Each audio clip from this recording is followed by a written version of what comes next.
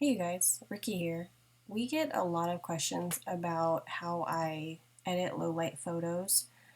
I really love using natural window light, and so you see that always, 100% of the time, I always use natural light. Um, and it can be challenging, especially in this scene. You can see how incredibly dark it is. I always underexpose my photos because I know that I can fix that, whether editing on my phone with just a phone photo or on my actual camera, because it saves detail. So especially here when you have white, like in the book pages, I like to be able to see all that detail. And if you overexpose it, it takes away the information that your phone or camera would gather um, to save that detail. So it's an easy adjustment. All I gotta do is just go in here and bump my exposure up. The only really tricky part, I think, with low light photos is balancing the light and dark.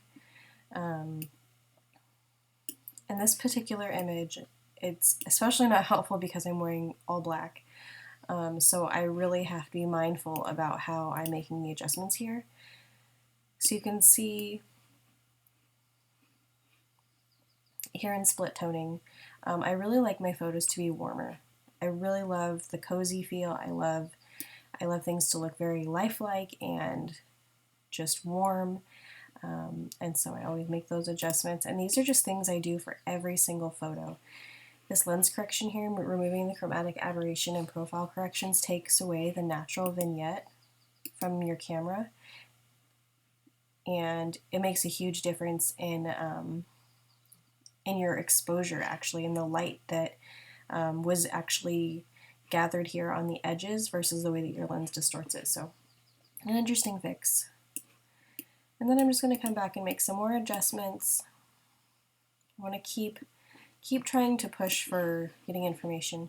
Here on the tone curve, I have markers to make adjustments, and it's a really beautiful tool here to soften the look on your image. It kind of gives you a film haze or a matte look that, if done well, adds a lovely softness to the photo.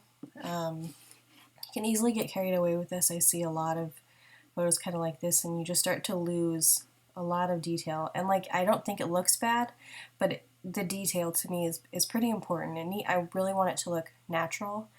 The whole point of my photos, what I'm after, is just enhancing what I see in real life or what you're being shown from my real life.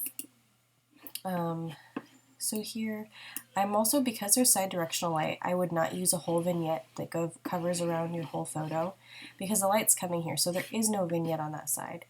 But to ensure that your eye is still being brought up to the right spot and to balance the lights and darks here, I'm going to create a little bit of a vignette right here in the bottom left corner.